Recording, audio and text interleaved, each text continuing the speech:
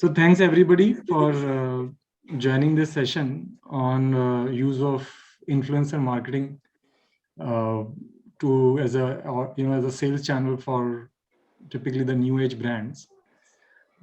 In terms of protocol, what we plan to do is there will be some initial discussion, maybe first half an hour or so with folks here. There are a lot of questions that each one of us have for Sarvesh and Apaksh.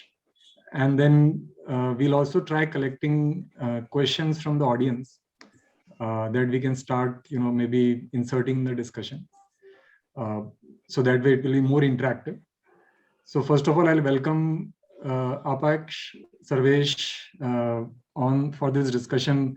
Both of them don't require introduction if you are running a new age brand in this country. Sarvesh runs Sarva, and I'll let him introduce himself, and then Apaksh runs One Impression.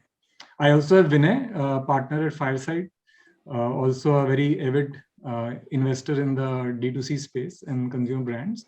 And then my colleague Naman, two-time founder prior to coming over to the dark side. So welcome, guys. Thanks for joining us. Thanks. Maybe a 1 minute intro on, from Apaksh and Sarvesh on your business would be useful for the audience, and then maybe Vinay can start shooting some of the initial questions we have for you. Thanks, Rahul. Thanks for the introduction. Sarvesh, you want to go first? No, beauty before the beast. All right, great. So, hi everyone. Thanks for joining in. Thanks for taking the time. Quick introductions about One Impression. We're an influencer marketing platform. We broadly work with about 300 odd brands, out of which I think 150 plus are D2C. So huge focus on D2C, and that also makes up for about 70% of our revenue. Very closely working with a bunch of funds, including Fireside here, and who've been instrumental in helping us put in touch with some interesting companies that are growing. But and in terms of content creators, we sort of, a platform sort of has about 2.5 million content creators through which we help all these brands run influencer marketing campaigns at scale. Thanks, Apaksh. Firstly, thank you so much for having me here, Rahul, Vinay, and Naman. And I'm glad to be sharing this wonderful online platform along with Apaksh, who's also a dear friend. So my name is Sarvesh. I'm the founder of a company called Sarva. We call ourselves a wellness ecosystem built on the authentic foundations of yoga.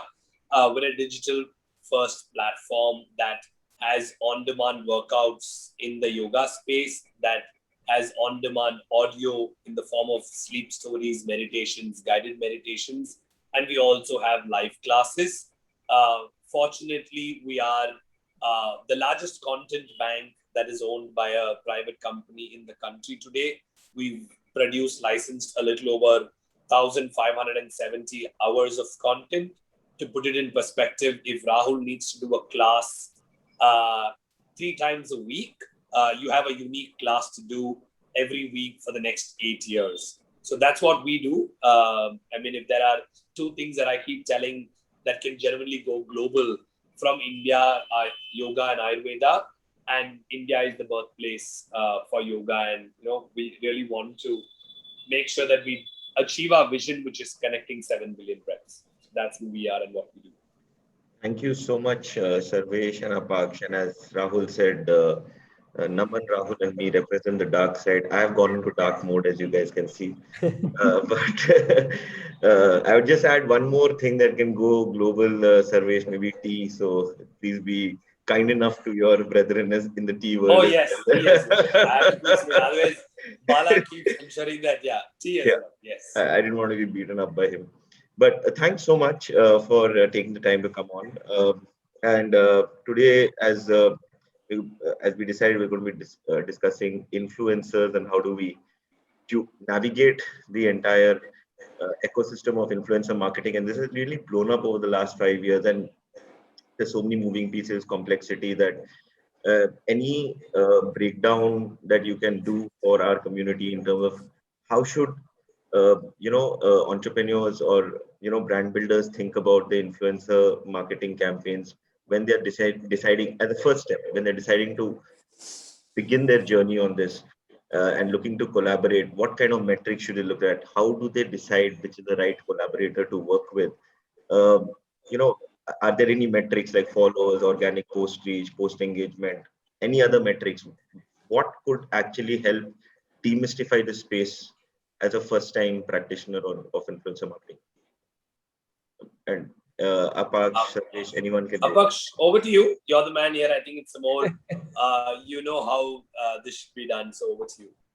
No, so Vinay, I think thanks for putting out the questions. I think one of the most, I think one of the biggest questions I see most D2C founders ask is, there are so many influencers and we've, a very limited budget. Who do we work with? How do we work with? I think there are some starting points to it. I don't think so. Anybody has cracked the whole complete science of it. It's a new science. People are still building onto it, but there are definitely some sanity checks that you can have. So followers is a good metric to start with. It's not a great metric. It doesn't do much good to any campaign or a brand.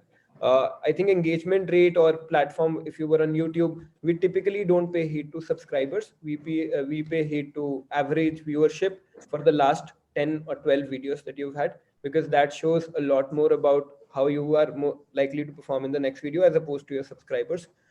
Similarly, there's a metric internally that we've come up with, something called community score. Community score is essentially a score that represents trust that your community has towards you as an influencer. So how likely are they to take an action basis your word? I think it's still something that we're internally developing. So we're developing something called a trust test. But in case you're still looking at public data, I think followers, average comments, the quality of comments, if you're starting very early days, I think you can even browse the comments and see if they're bots or people who are genuinely engaging with the influencers there. I think you should also look at deviation, something that we internally care a lot about, which means that if you were to craft a user's performance like on an average bell curve or look at averages, you should see that the average views are 100,000, but are they typically tending in that range, or is there a huge deviation to a 20,000 to a 3 lakh? So I think people who deviate a lot are not great in terms of investing your money on. I think early days, it's also good to get your hands dirty with barter. While it's not a great mechanism to get you the whole output that you might desire, it will make you acquainted to the process of how influencers work, because the whole process is so unique to most other channels than a Facebook or a Google. It's good to have that sense of how influencers respond. Like, we've met a lot of brands who do not understand the concept of, say, influencers dropping out because they've never done an influencer campaign before. So there are these things that you get acquainted to. So I'd recommend that you can start with barters. You can look at good followers, good engagement rates, skim through comments, skim through deviation. And that's a good starting point for any D2C founder who's trying to do it in-house at a very low cost. Sarvesh, over to you. You're an influencer yourself, influencing a lot of people. Your thoughts would be great. No, I think, Rahul, you were saying something? Yeah, I was saying, if I can insert a question as you're answering, would love to understand your journey as to you have a lot of celebrities, mini celebrities as part of your platform. How do you look at, when did you start looking at influencers? When did you start engaging them? How did you go about doing it? That will be Sorry. I'll just give you a... Yeah, sorry, Sarvesh, go ahead. What did you say, Apaksh? Sorry, go ahead. Achha, okay. So I'll tell you how I started this. And when we started Sarva, we said, hey, we're a platform that's going to be having yoga as the authentic foundation, and we want to take yoga to the rest of the world. And our vision statement was connecting 7 billion breaths. And we said we wanted to start from India.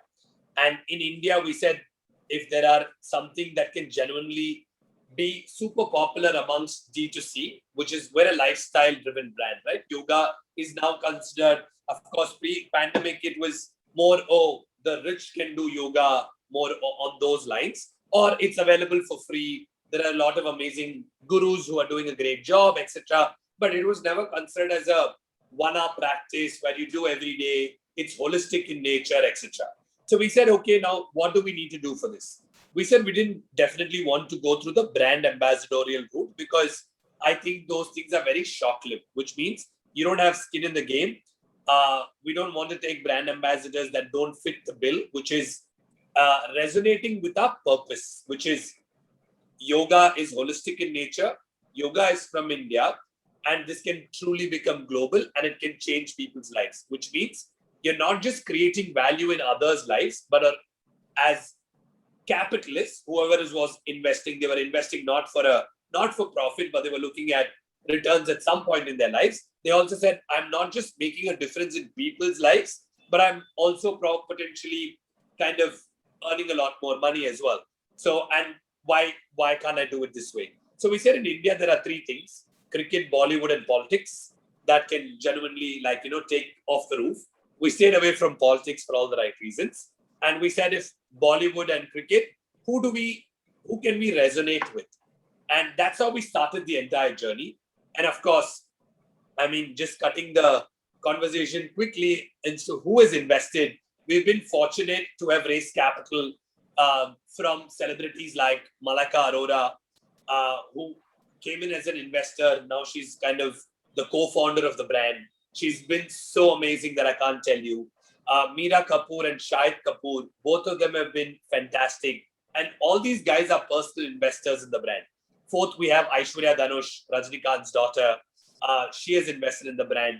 And of course, the two names outside of India, because we knew that we're going to go global and go very, very actively global, are Jennifer Lopez and Alex Rodriguez. And all of these guys have personally invested in the brand. And I think what probably resonated with them is, without being modest, a little bit of what I did in my life as a founder in my little yoga journey of about 23 years now. Second, like I said, yoga is holistic. And third, an Indian brand taking yoga to the world. I think these were the initial reasons of why these people resonated with us. But I think fundamentally, when we kind of use our platform, I mean, Apaksh knows this. Funnily, we've always had organic people coming, like Alia Bhatt comes to us, Kareena Kapoor comes to us, Karan Johar has spoken about us. I mean, you name out of the top 10 people, celebrities, 6, 7, 8 have spoken about us. I think there are two parts to this. One part of it is when these organically things happen, it's great for brand building. People get to know about you because the message is not what you want them to put. The message is what they feel about the brand, right? If Alia comes and does an aerial yoga session, she may come and say, hey, I did a great aerial yoga session with Sarva. But it may not do good for our online business because we don't have aerial yoga online, right? So one part of it is when it happens organically, I believe that it's more about what they put, which I'm grateful to. Absolutely no two qualms about that. But when you're actually looking to use influencer marketing as a sales channel, I believe one should treat it genuinely as a sales channel and not always look at barter. Apaksh said a great thing. It's a great start off as a barter. But, you need to kind of find your right influencer with all the right metrics you can choose as a brand. I can potentially choose, I need somebody with 1 million followers and 5% engagement, quality engagement, like he said, comments, shareability, etc., or somebody with 10,000 followers and have 40% engagement. But I believe irrespective of what that followers is, fundamental thing, at least for us, is are we going to the right influencer who's resonating with health, fitness, lifestyle, etc., and not just make it into a channel which is purely sales driven. Because in influencer marketing, in my opinion, and I could be wrong, Apaksh, and all of y'all can correct because all of y'all have phenomenal experience as well, is I may have somebody who's absolutely not in the fitness space but can convert well for me. But I believe in the long run, that could potentially harm the brand and not do good. So you might as well wait for the right person who can resonate with what you do. Because the moment a human comes into the picture, that human is talking about your brand, which quote unquote makes him or her brand ambassadors, right? Whether you want to call them or no, they become your voice. And you really want your voice to be the right voice and not a voice of sales, in my opinion. So, right, whether it is Malika Arora, oh, by the way, I forgot one very important name, Shikhar Dhawan, is also an investor in Sarva. So Shikhar is also been phenomenal with what we have done because he, in fact, again, we had a bunch of cricketers who we were wanting to approach, but one of our investors took us to Shikhar. Shikhar really resonated with us because he said he had just quit meat 2 years ago. Yoga had changed his life. He's been breathing on a regular basis, etc., etc. And this has genuinely kind of changed our way of thinking on how do we want to use which influencer and to say what message. If you use Shikhar Dhawan to say face yoga, you're doing you're not doing the right thing. Again, what voice talks about what is equally important. I need to use Shikhar Dhawan to say yoga for athletes and use Malaika Arora to say yoga to beautify your face, for example, right? And the right messaging with the right voice is equally important in my opinion.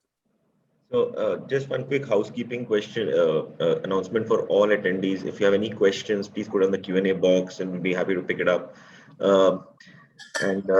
Sarvesh, that's interesting, right? I mean, what you brought up, and just to kind of push that envelope further, right? You could use influencers for specific campaigns, right? And Apaksh, I want you in on this as well, right? You could use them for specific campaigns that want to drive certain brand attributes. You can use them as an always-on strategy. You can use them as a brand ambassador. Where does influencer marketing and brand ambassador, where do you draw the line?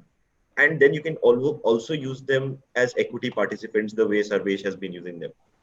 But what stage of brand and for what problem or what marketing objective does each of these techniques really work? Sure. No. So Vinay, just like wanted to add a quick note to even what Sarvesh said. He mentioned about marrying the right content creator, the right influencer, with the right messaging. That will actually lead to some influence. So in fact, during I think a journey of 4 years that we've been around, I think we've learned that there are only 4 levers to influencer marketing. That at the end of the day, anyone who wants to unlock influencer marketing needs to sort of get accustomed to. One is to understand the right platform. For many, depending on your and I'd come to the second part of the answer which you just asked, but depending on the stage of your brand, the objective of your brand, you need to understand whether you want to spend money on Instagram or YouTube, or whether you want to distribute that money in a certain ratio, or maybe newer platforms that are cropping up. Second, you want to understand the right influencers for you, where the question comes, should I be working with nano creators, micro creators, big creators, creators in the health category, in the fitness category, what category, etc. Right? Identifying the right creator for you. Third is being able to marry the right content with them, which is, should I be communicating A, should I be communicating B, should I be doing IGTV reels, should I be doing a dedicated video? For many brands, we see only dedicated videos do a great job, while for other categories, only integrated videos seem to work. For many, only reels seem to work. For others, only IGTV videos seem to work. So it depends on a lot of nuances, like is your category an impulsive purchase category? Is your category a aspirational category? Is your category your child's education? So then you're going to think a lot more than just buy impulsively. Last also comes down to the rollout strategy, which means that you've picked the right platform, you've picked the right influencers, you've married the content well. Now you want to roll out the campaign right. What that also means is, for a D2C brand, for example, typically the first 20 days of a month are what matters the most, because people have money to spend. They can take that impulsive call of 500 bucks. Towards the last 10 days, most people don't have that money, and hence are not in that frame of mind to spend, and hence are going to be less likely to spend. So do you roll it out on a weekend? Do you roll it out on a weekday? Do you roll out the campaign in the afternoon or in the night? Do you roll out one video each day or 10 videos in a single day? These are marrying these 4 levers is in nutshell what we have found influencer marketing to be. And for every brand that we work with, we are eventually sorting out these 4 levers. We keep playing with these 4 levers. Eventually, whether the spend is a lakh rupee or a crore rupees a month, it comes down to being able to distribute the money right, pick the right mix of influencers, marry the right content depending on the category and size of the influencer, and roll it out in the right way. And you find magic at the end of the tunnel then. So I think that's part one to what to what also Sarvesh said.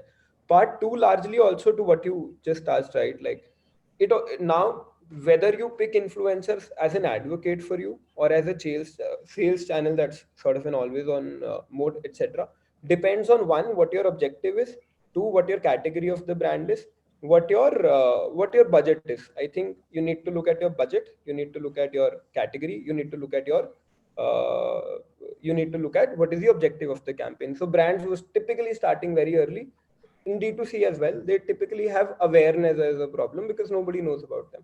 So they'd want to go with, say, Instagram as a platform with mid to small creators. Why? Because large creators, they won't be able to afford, they won't have the budgets.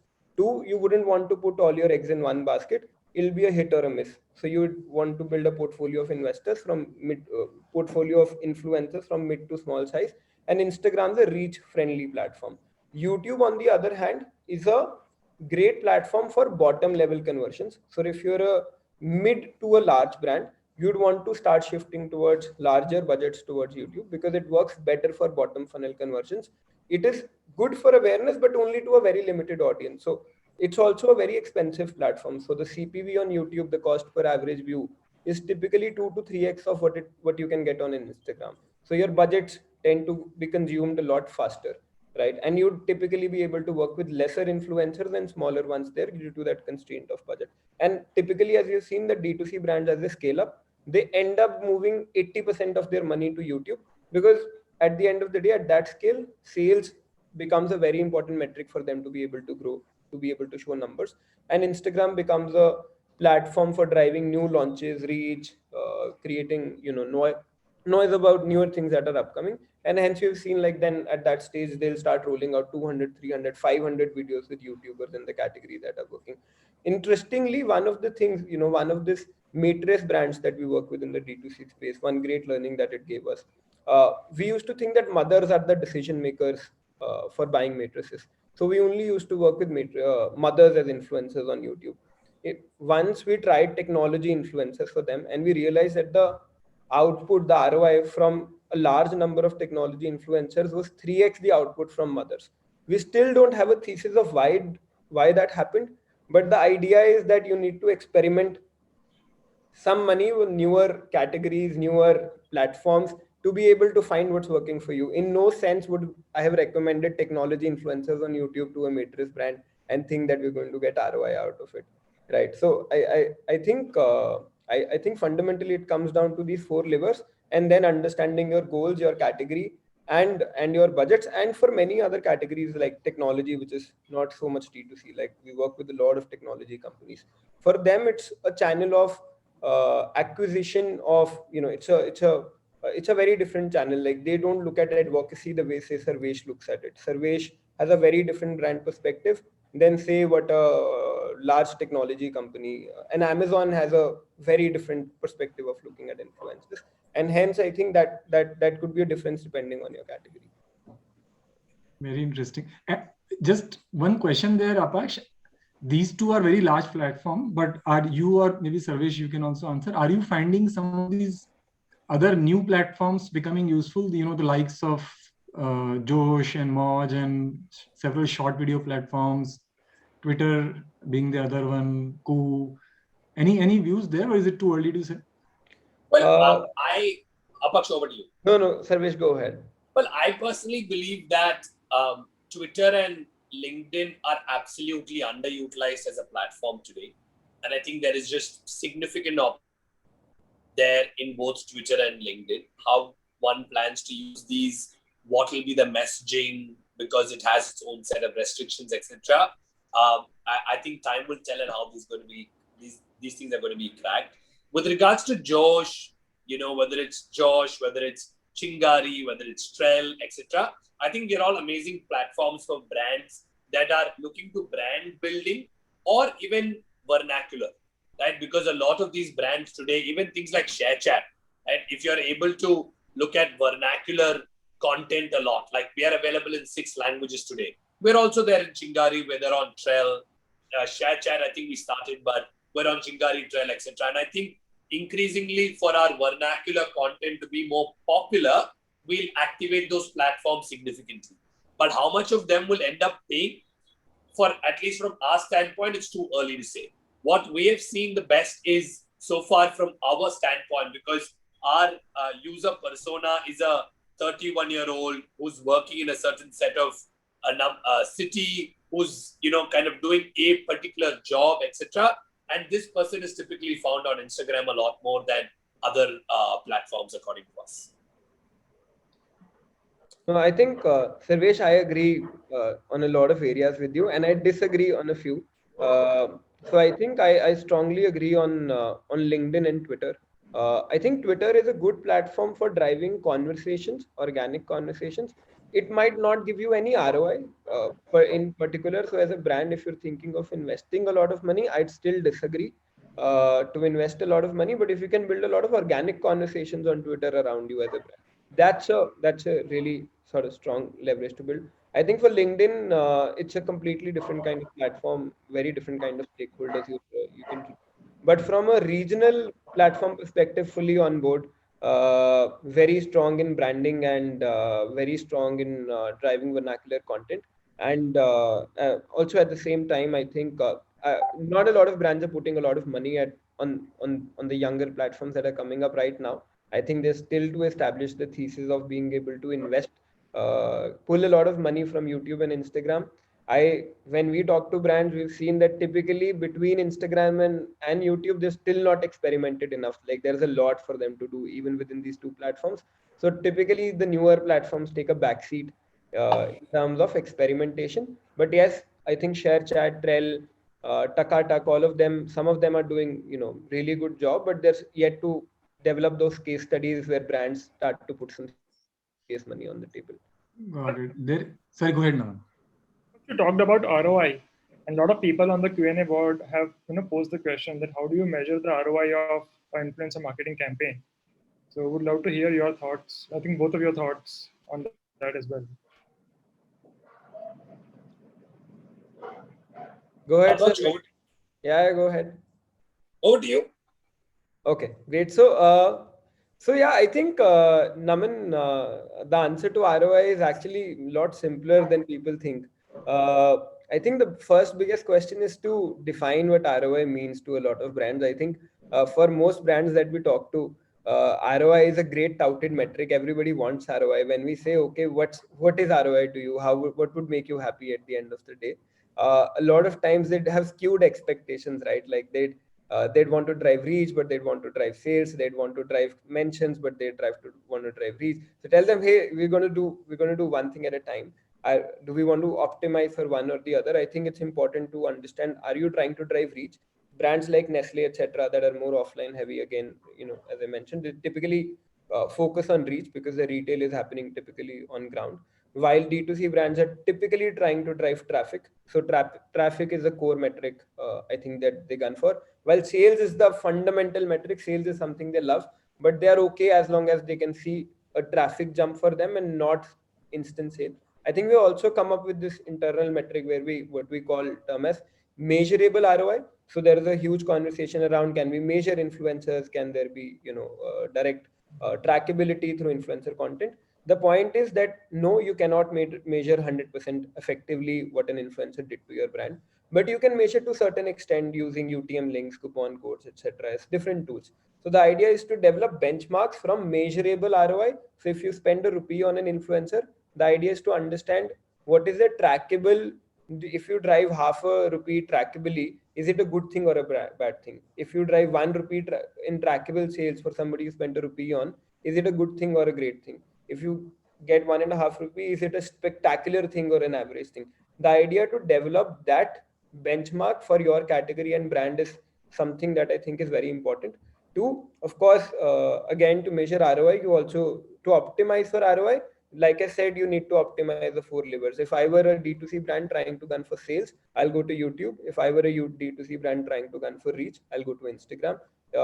And both of them operate very differently as platforms. Very interesting that if I want to drive sales, I should go to YouTube and reach in Instagram. So that brings me to one of my favorite questions. Apaksh, we've discussed this, but our discussion didn't wasn't conclusive. So maybe we can pick it up today. Yeah. Performance marketing. Correct. And influencers, right? So how should brands think about how do they use or how do they work with influencers for performance marketing? Like, there's one thing that they can create content, which could be testimonials, unboxing, etc., etc. But what should an influencer-led performance funnel look like? Can you just Right. help us understand that? Sure. No, Vinay, I know the last time we picked on this conversation, and one of I'm our, sorry to put you in a spot, but no, I think it's one of our favorite conversations, right? And in fact, something that I wanted to pick on during the conversation today. So I think just to fundamentally clear, just to build perspective for everyone here today, we call ourselves not a platform but a super platform. I'll explain that why. The fundamental idea is Instagram, YouTube, all of them you can go to and run performance marketing streams and build sort of channels for you for user acquisition, reach, traffic, etc. Now influencers are not just a parallel to them, they're essentially on top of them. What that means is you can look at influencers on these platforms being your organic voices, and then through them run your performance campaigns on these channels. What that fundamentally again means to a lot of people, I if you'd seen a promoted ad of a brand, not by the brand itself but by an influencer who's created that content for the brand and is reaching out to you, we've seen that typically data says there's 2.3x more likeliness for you to take an action on that content as opposed to if that content were to be promoted by the brand itself. And hence there is a huge opportunity of, and what we call this is whitelisted ads, and we feel there is a huge opportunity today for any influencer company to come build a large influencer marketplace, help brands sort of drive ROI directly through influencers and their organic content, but also on top of that content drive performance marketing to drive customer acquisition that you were otherwise unable to drive. Like today I personally know that I've taken action on a lot of masterclass ads which were not by masterclass but by some of the largest large celebrities on the masterclass platform, and the ads were run by those celebrities. I know I've taken an action on something on fitness by Chris Hemsworth because of him promoting it, and I was just wondering what is this guy doing? What is this guy promoting? This is just interesting, and I eventually landed to one of the apps that he'd invested in. So I feel, Center. oh yeah, oh wow, you looked at it right. So I think there's an opportunity. It'll be a problem. Vinay will have an issue with me if I haven't looked at it. So see, I think that's precisely the point, right? Like I think I associate that brand because of him promoting it as opposed to the brand promoting it. So I think Vinay, the answer is, and we're trying to automate it today. I hope we'll be able to do it by the end of the quarter. But even without automation, we do it manually. And I think there's a lot of opportunity for brands to pick on the best performing content created by influencers and target those audiences again through performance marketing and drive actionability, which otherwise is typically an open loop and you leave it at that. Is there a, and there is one question I'll add my question also to part of. There is one question on why should one use an agency for influencer marketing versus going directly to influencer? I have a related question, which is there a way to build influencer base without spending money in an organic manner versus necessarily requiring to spend money for the influencer marketing part? As in two different questions, but kind of related. Okay, so I'll answer second first and I'll answer first second.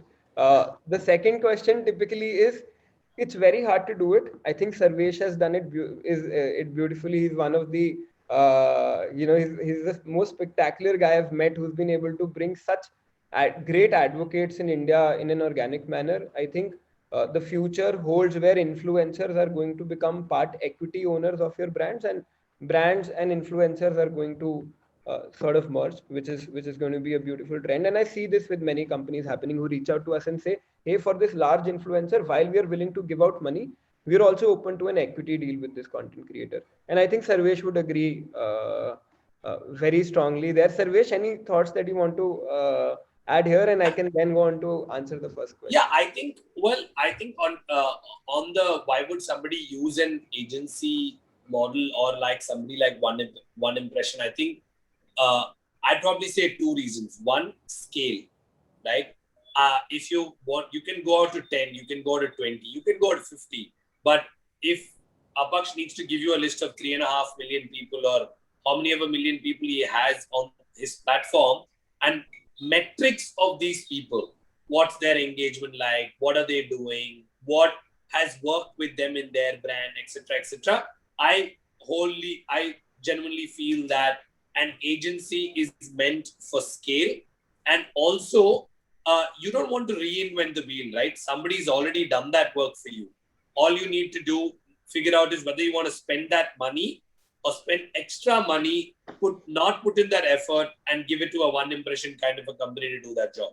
So I personally feel that yes, we've done a fairly decent job there, but if we hadn't done that, I would definitely go to a one impression and say, hey, now kind of help us do this. Like some of our influencers don't have YouTube. Then what do we do? Because YouTube is a channel for sales. Then we need to go to somebody like an Apaksh and say, hey, Apaksh, can you help me out here with regards to YouTube fitness, who'll potentially buy, etc., etc. So I genuinely feel that it's meant for two reasons. One, for scale. Two, you don't want to do the things that they've already done and they're professionals at. Got it. Got it. There's another question on what should be the minimum budget if I'm a new brand that I should have to do any kind of influencer marketing, and if you can also break it up between creatives versus actual spend for people to get some sense. So, Rahul, I think I'll take that up. So I think we categorize broadly brands in three ways. We call them starter brands, typically people who are new to influencer marketing and are young in their life cycle. For them, I'd say spending anywhere between 1 lakh to 5 is a decent enough number. It's something too good to experiment with. I think as a company, we pay to influencers and influencers create the content, and hence we don't really segregate between content cost and influencer cost. So as a company, if you're giving us 5 lakh rupees, we'd typically be making a part of it, and the rest will be going to all the influencers who are actually making the content and distributing it on their organic handle. So it's the same set of money, but depending on the size of the creator, if you wanted to bifurcate it, you could bifurcate it. For very small creators, it'd be 70% content cost because they don't have so much reach. For very large creators, it'll be just 20% content cost and 80% distribution cost. Ideally, that you're spending between that money that you're spending. And then I think there are most brands that we work with today are between mid-scale brands to large brands. They're spending roughly between 5 to 50 lakhs as mid-scale brands. So month on month, they'd be spending 5, 10, 20, 30 odd lakhs on their brand. And they've figured out influencer marketing to some scale and are trying to enter that next life cycle of their journeys. And then there are large brands who are spending between 50 lakhs to a few crores a month. Got it. And for somebody spending 5 lakh a month, how long would they need to wait to see some impact? As in, is it 1 month, 2 months, 5 months? How long does it take? So Rahul, I think we have a company, हमारा company का एक DNA equation है. Everything is built around it. We call it XYTNE. I was telling Vinay about it just the last time I met it. So I find this equation really, really interesting, and our entire company ethos is built around it. It means that X is the problem statement, right? Like as a brand, my problem statement is either sales, awareness, etc. And that problem remains the same whether I go to Facebook or YouTube or one impression or whatever I'm doing. The goal, the magic is in being able to drive YTNE. Why is the actual ROI output, whatever that problem was that solved? Why is the intensity with which it was solved? So if you're looking for sales, why is how much sales were we able to drive? T is a turnaround time, the time we took to drive that output, and E is the ease with which we were able to drive that output. Typically, between our entire portfolio, we've never seen a brand that does not fall into this fundamental equation. So everybody is either looking for ease, either somebody is looking for smaller turnaround time, or somebody is looking for more ROI, or a combination of these three. I think the first impact to see between a month, with the immediate impact that you will see by working with a partner is on turnaround time. Like as Sarvesh mentioned, because of the scale and the amount of category learnings, they'd be able to turn around a campaign very, very fast. The second impact over the course of 2 to 3 months that you will be able to see is on ease, because they'll adapt to your processes and what your needs are. And needs for each brand are a bit different. And over a course of 3 to 4 to 6 months, you'll start seeing tangible ROI results and improvisation in your ROI as well. In the first 3 months, it might be a little too initial to expect immediate ROI, but we sort of put it as turnaround time, ease, and output are the 3 metrics that you see over the course of this life cycle. Interesting. Someone was asked that this YTE that you talk about, Apaksh, and Sarvesh, please feel free to jump in because you are operating this, right?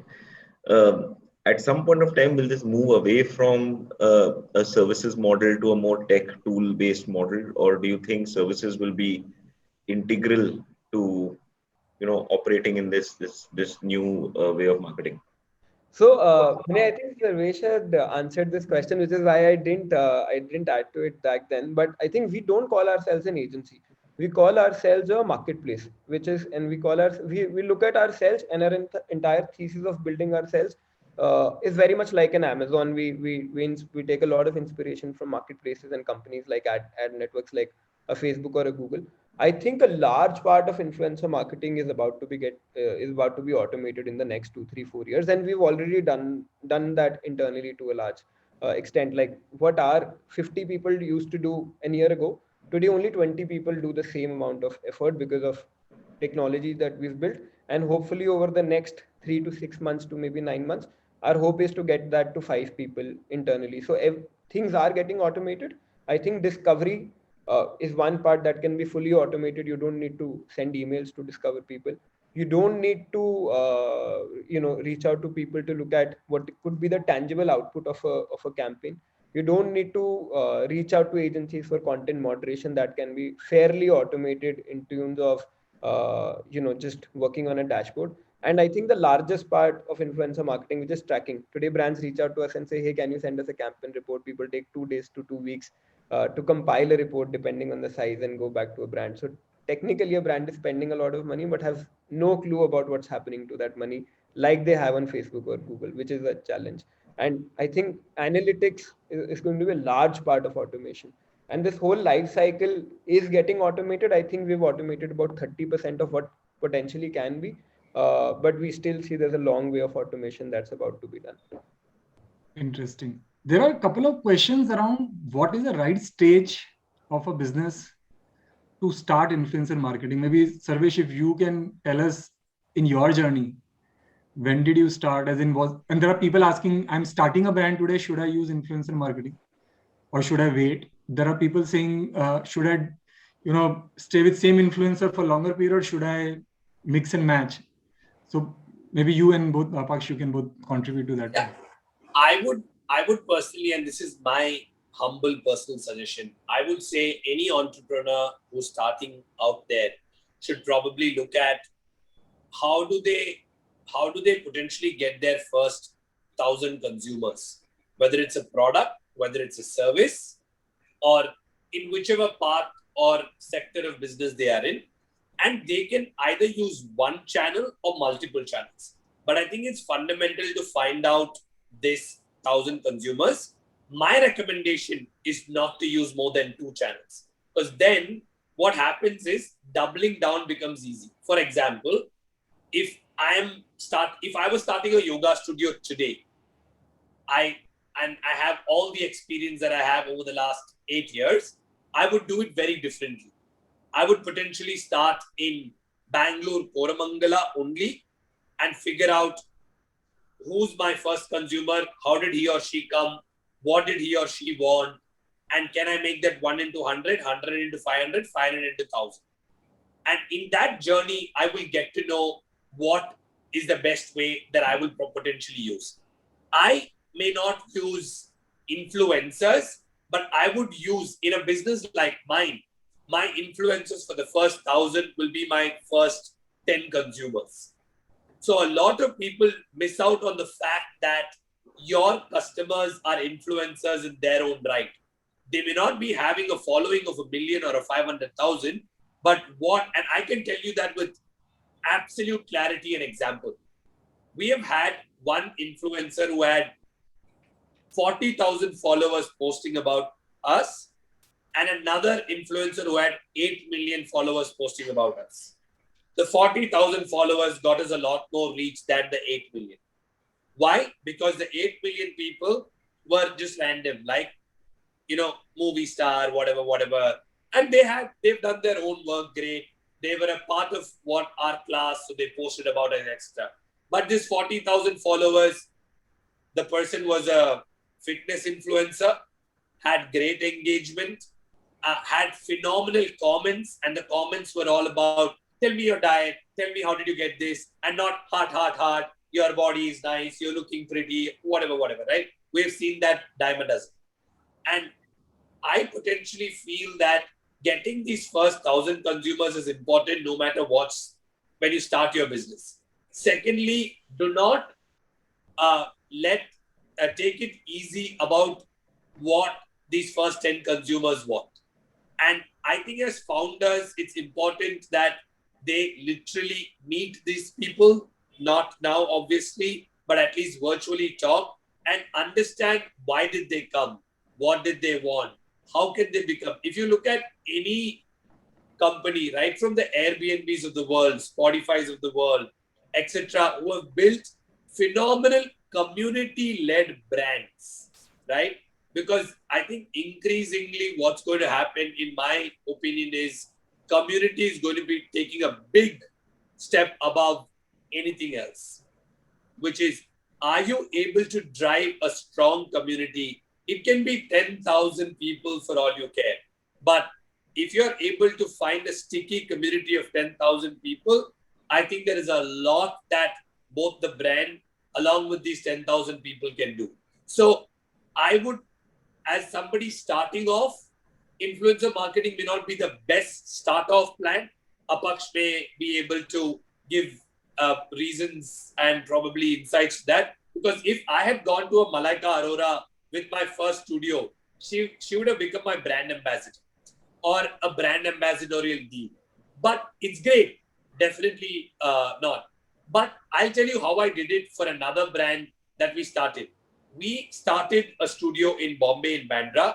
We invited 300 women. It was a women-driven brand in Bandra who are potential fitness goers and fitness consumers, and gave them 1 week of free trial. That took off. That 300 told 2 people each. That became 600. So we got more trials. Then what happened is, then we started using celebrities a lot more. Yes, it's a great brand building activity for sure. But the reason to believe, if you really want to make it happen very well, you need to spend a lot of time on your product. And I think somebody thinking about how to market my product instead of actually thinking how do I strengthen my product is a question in itself. Great. Why don't we allow maybe a few people who have raised their hands to ask questions? My request is just keep the question simple and straight so that we can take more questions. Naman, you want to? Yeah, Sanchit is already there. Yeah, thanks for taking the question. So this is for Apaksh and Sarvesh. So to give you some context, I run an herbal OTC products brand called Green Cure. So my question is around the team that will execute the influencer marketing campaigns. Assume a small or a mid-sized brand. In terms of what team, the in-house team we should have, as well as the agency we should have, what should be the composition to execute the right influencer marketing strategy? Let me take this up, Aksh. I'll talk on behalf of you as well. So Yeah, I think, Sanchit, great question. I think that's another reason why you need an agency, right? Because they have done all the work, like I said initially. So what you typically will need is, from your side, more of somebody like a, social media person who understands these influencers and who's super active on Instagram, YouTube, etc., and who knows those numbers, engagement better, who will then act as a client servicing people. Because Apaksh, for example, One Impression has some, even if you don't follow up, they'll probably send you 8 emails a day and say, hey, tell me what happened. So I think if you're able to have one person from your team, I personally feel companies like One Impression will typically take care of the rest. Over to you. No, Sarvesh, fully aligned. I think the intent of, so what we call today is, a process called category management. wherein one person develops knowledge of a category and helps improve the spend of the entire category. So whether you're a small client, a mid client, or a large client, at the end of the day, you will fall into one of the categories. And like you mentioned, OTC, right? So there are people within the company who manage OTC as a category. Now, because they're managing that entire money for various OTC brands, they understand what is working for 20 brands there, what are the failures, what are the successes, and will typically solve your problem much faster than you trying to figure it out for yourself. And hence, as long as you have a one as long as you have one person to keep the guardrails of the brand intact, who's helping us navigate the brand, the rest of it can be taken care of us of it can be taken care of it by a company like ours. Great. Just one request. Let's direct the question to one of the two people and rest of us, so that again we can take more questions hopefully. Sure. Vish, you're next. Hello. We are a men's grooming brand, and currently we have been doing influencer marketing to a good extent. But somewhere down the line, we feel that we have missed a lot of opportunities and we are a self-funded business entities. And at this point, we are somewhere down the line feeling that are we missing on the other opportunities and go for reach and other factors as well equally along with pure sale targets. As of now, we are working only for sales, but in the long run, what is the right call for a B2C startup? Sarvesh, you want to take this? Apaksh, I think you will be better off here because I think it's a question that you would probably hear a lot more often. And for a brand like Sarva at this point, we do both. We do a lot of influencer marketing for brand building, and we do a lot of influencer marketing for sales as well. And if I can take this opportunity and name one brand that's doing a phenomenal job, which is conveying both very well, is Cred.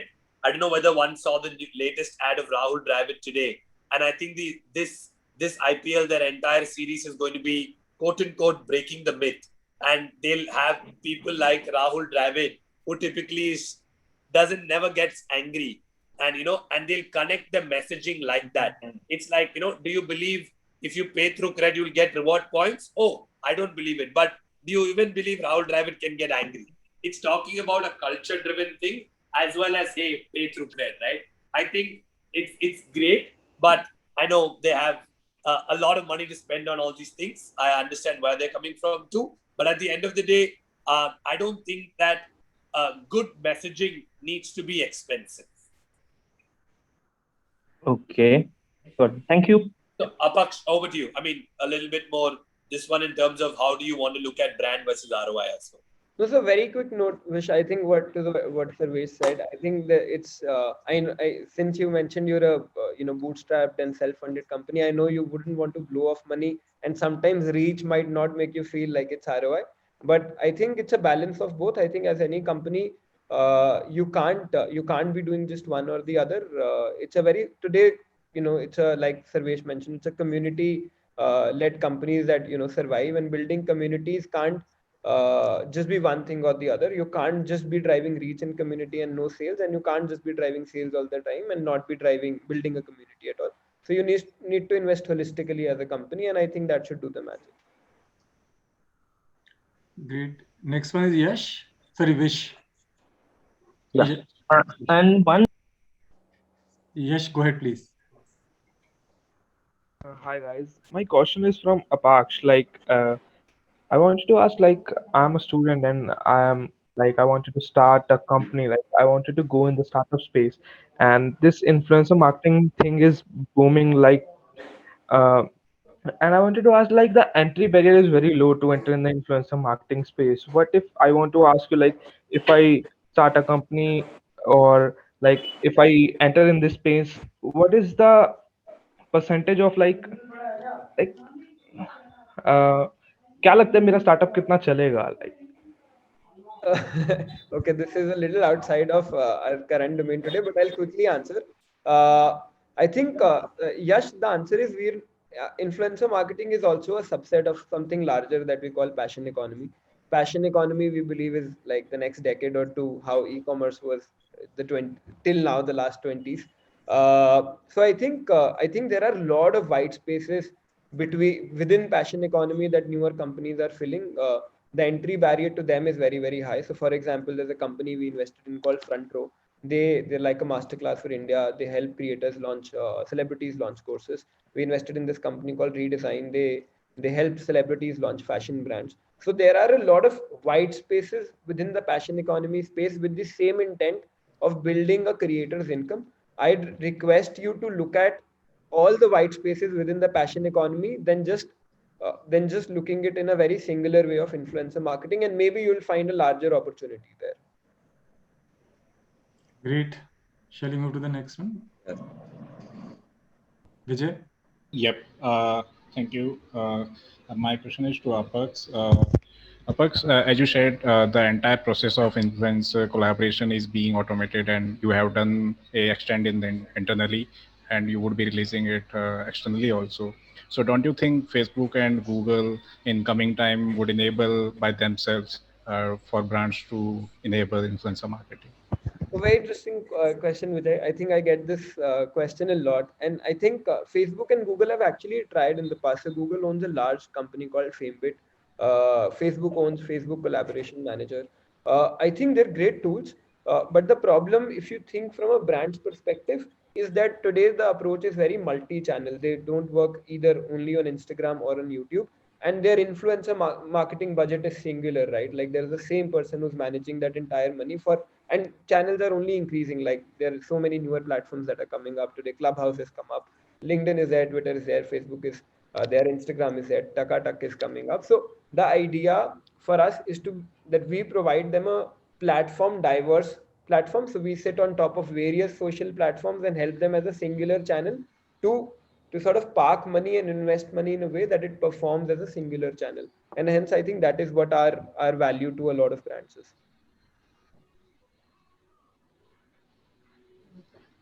I hope, Vijay, it answered your question. Yep. I don't know if I am audible. Thanks for your comment. Arun, please go ahead. Yeah, my question is to the panel that how important it is to have our own website, E2C website, and because our products are already listed on e-com platforms. So if you go ahead with influencer marketing, does it really make an impact if you have your own website? I think, Vinay, you should be answering this. Yeah, And Vinay. there's nobody who knows better than you on this one. Tarun, I think it depends on which audience you're going after. So if your audience is comfortable shopping on various websites also outside of the regular suspects, then obviously it's super profitable. You're directly connected to the consumer, and there's so much data that you can get. The retention itself is so profitable. But if your audience is more, let's say, tier 3, tier 4, not very comfortable transacting outside the major platforms, then maybe you want to prioritize those channels.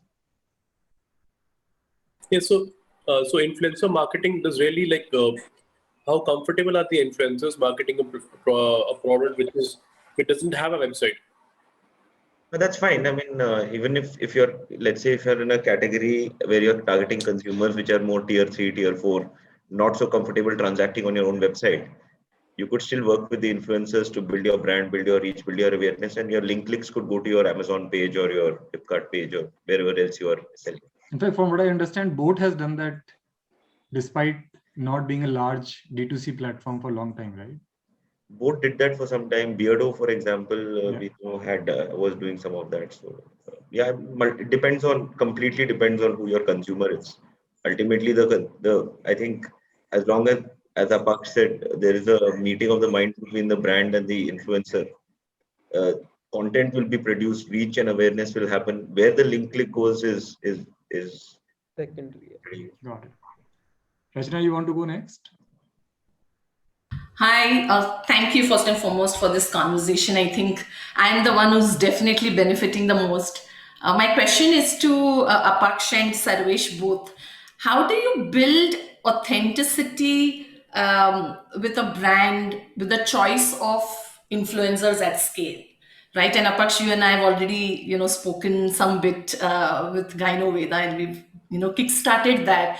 But really in the space that we are in, solving menstrual problems, and given the fact that these are consumables, somebody is actually digesting the medicines that you are giving them. My where I'm kind of wanting to gain more clarity is at scale.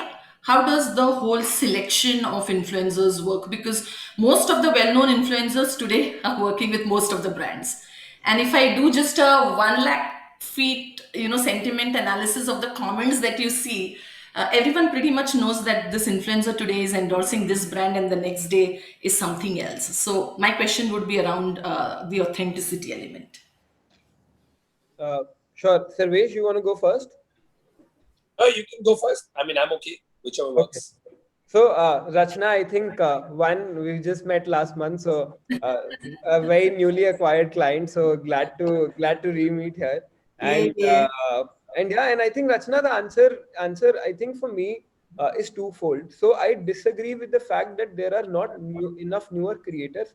I think the whole beauty of the space is that the rate at which newer creators are coming is so fast that they are making the larger creators so obsolete with the rate at newer creators, newer content creation, newer categories that are coming up. So I think there is a huge opportunity for brands to today actively participate and work with younger content creators that are coming up, find them early and find them and sort of have them as an advocate for a long period of time.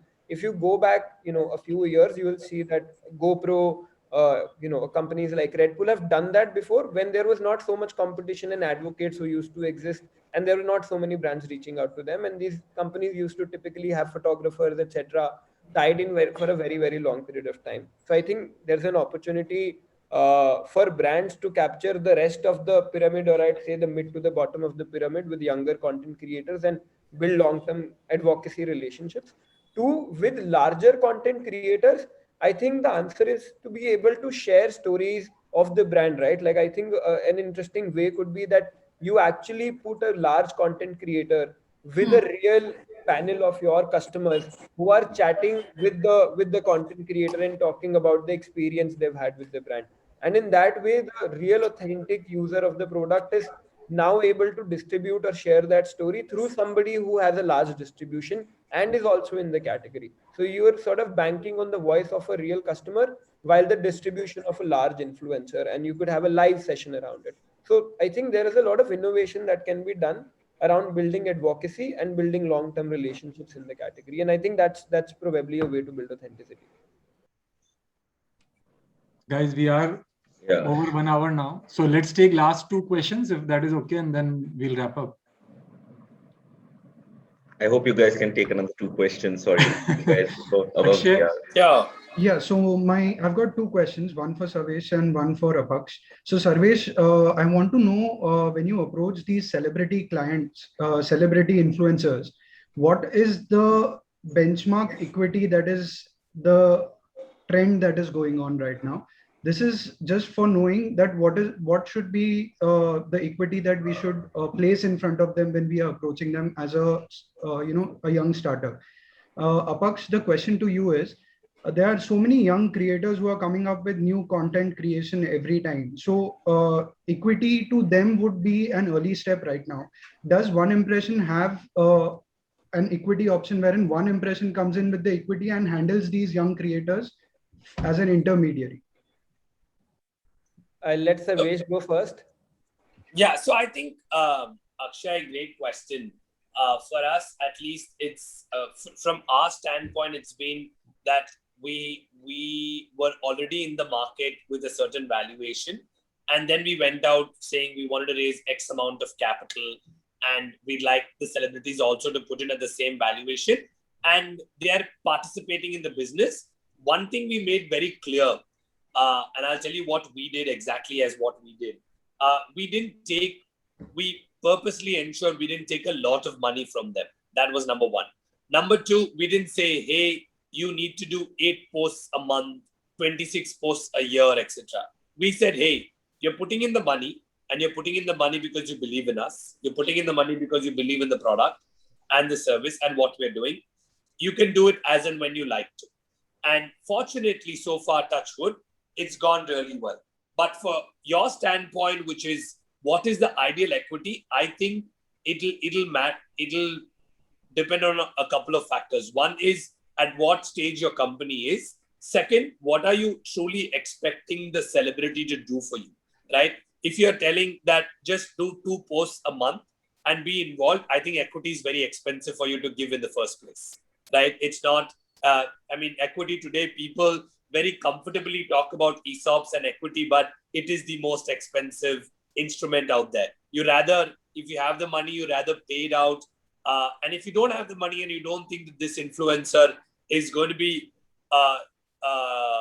working for you, because equity is marriage. It's as good as a long-term commitment of 5 to 7 years. So if you can look at it with a futuristic lens of what would he or she do for me over the next 5 to 7 years, and I think this can genuinely make a lot of difference, then you should get into it. Otherwise, be very, very careful with equity and with whom you're going to be dealing with. But because you remember, when you're dealing with celebrities, you're actually not dealing with them, you're dealing with their CAs. I can give you that much too. Okay, and I'll just come to the second question, which he answered. I think it's an interesting point that he just mentioned. Creators owning equity in the business. I think it's something that we started getting a lot lately. I'd say in the last 6 months, we've gotten like 7-8 brands who've said, "Hey, is there a way that a consolidation of creators can own certain equity in my business as advocates for a long term? And rather than having like 100 creators on my equity, maybe we can have, somebody single-handedly represent." I think it's a new area for us. We haven't explored it yet, but we've started taking learnings from companies like Let's Venture, who try to do it for angel investors, and then sort of position them as a single syndicate, or AngelList, which does the same. So maybe I think in the next 6 months or a year, we'll try and crack the problem. But clearly something that we see a lot of markets going to move towards. Great. Saptrishi, you want to maybe ask the last question?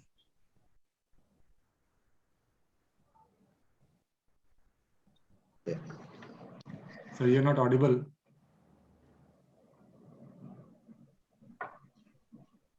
Network issue. Shashwat, you want to go? Hi guys, just a very quick question. So something on the lines of what Sarva is, if you're not talking about something which is a D2C thing and probably like a mobile app where you're trying to get people on board. So currently I was trying to get those first 1,000 people, exactly what Sarvesh said, and trying to go both the organic way and the digital space. So currently I was planning to get into LinkedIn and Instagram. Since this is not something like a subscription based, and all I was looking for was to get people on board. What would you guys suggest in terms of Instagram or LinkedIn ads versus influencers in terms of cost, and just getting people aware of what the product is, and possibly if they like it, they want to get on board of it. Since it's not something where I'm selling it, and currently the idea is to get people on board, like cost wise, something where you can probably spend something like 1 lakh or 2 lakh. What would you suggest? I think Sarvesh, this is your domain. No, you should. Expert opinion comes from Apaksh always, and then I will pitch in a little bit with my very vague knowledge as such. No, but I think you've actually gotten the first 1,000 customers for a brand, so you go first, and I'll come in second as somebody who brands typically come to after they've cracked the first 1,000, 5,000 customer problem and are trying to crack it to the next 50,000. But I think the first 1,000, 2,000, 5,000 is where Sarvesh would do a better job. Yeah. So Shashwat, how I can only tell you how I did it, right? Because at the end of the day, when we started off with our first studio in Chennai, we actually took the opposite route. We said, hey, yoga has a lot of myths. Yoga says it's only for women. Yoga is boring. Yoga can't do a bunch of things. Like yoga can't help you lose weight, etc., etc. We went a little hard on that route and say, hey, we are breaking all these myths. And then we figured out how do we break it. We said there are different yoga companies across the globe that focuses on one style of yoga. We want to be the place that focuses on 25 different styles of yoga, which means if Rahul or Vinay or Naman or Apaksh came for a class, they do a new class every single day in the entire month. There is no repetition of a class in the entire year. So, and then we figured out that when we started selling 25 forms of yoga, people back in the early days we started were already starting to get bored of their monotonous workouts because they had to follow similar schedules every 3 weeks and then change, etc., etc. A lot of these stuff that exists today, which is animal flow, functional HIIT, etc., etc., weren't too popular then. And we also said we wanted to break all these myths with what we called as, excitement, color, a lot of things, right from how our studio smelled to how our instructors wore their dress to how we greeted people to everything. And this kind of helped us understand that no matter what happens in India, 67% of people who choose a fitness workout wants to lose weight. And then we started ensuring that we chose 25 forms of yoga for weight loss, 25 forms of yoga for flexibility, 25 forms of yoga for whatever. So we ensured that the outcome was always, kind of met with a reason to believe factor. For us, that reason to believe was 25 forms of yoga. And everybody back then and even today, the moment you write 25 forms of yoga, Sarva is the one that actually comes in front. So we went deep down like this to find out how and what do our first 500,000, 2,000 consumers need. Great. This was useful. Apaksh, unless you wanted to add anything else on top of that. No, so I think Rahul, while I think I'm not the expert on this in the sense that most brands who we talk to are typically in that life stage where they are scaling up and finding a challenge in scaling up. But I think my 2 cents would be and from a very different perspective as a B2B company. I think, and after talking to mostly all the D2C founders who have seen starting up and scaling up, is that the first 5,000 customers aren't really through any other channels than to find that core community of believers who would really go all the way to have your product. And then you can expand through channels all you want through Facebook, Instagram, influencer. But the first 5,000 you need to find yourself. We've spent 0 rupees on marketing till date, and we work with 200 to 50, 300 odd brands, enterprises, and startups with pure referrals coming to us. And I think that's how possibly that you find your first set of clients. Great, folks. This is like close to 75 minutes. Thanks for taking time. We had over 100 odd people at its peak, I think 120 odd. So this was great. Thanks, Sarvesh. Thanks, Apaksh, for sharing your insights and time. And thanks a lot. Thank you so much. RCB or Mumbai Indians? None of the heart says RCB, the mind knows Mumbai Indians. But keep pushing the envelope and inspiring all of us, Sarvesh, and teaching all of us how to navigate this world. And Apaksh, thanks again for being such a great partner, man. Really appreciate all your support and help in helping this ecosystem grow and the community of D2C brands. Yeah, and just one thing for everybody who's watching. The times are tough. Just if there is one tip that I can give everybody is there's a pranayama called Anulom Vilom, which is called alternative nostril breathing. Just ensure you spend 5 minutes, 7 minutes every day to kind of do that. Because the new strain is hard, but if you're able to ensure that your immunity is strong enough, you should be able to surpass this as well. So let's not take it easy, because I know children are getting affected too, but just keep doing it. Even if you get it, it's okay. Just be strong and positive. Because my Guruji says, as long as you're breathing, you shouldn't worry. So, yeah. No, but Thank you. Thanks, Vinay. Thanks, Rahul. Thanks, guys. Cheers. Take care. Have a good one. Bye, guys. Bye. Thank you.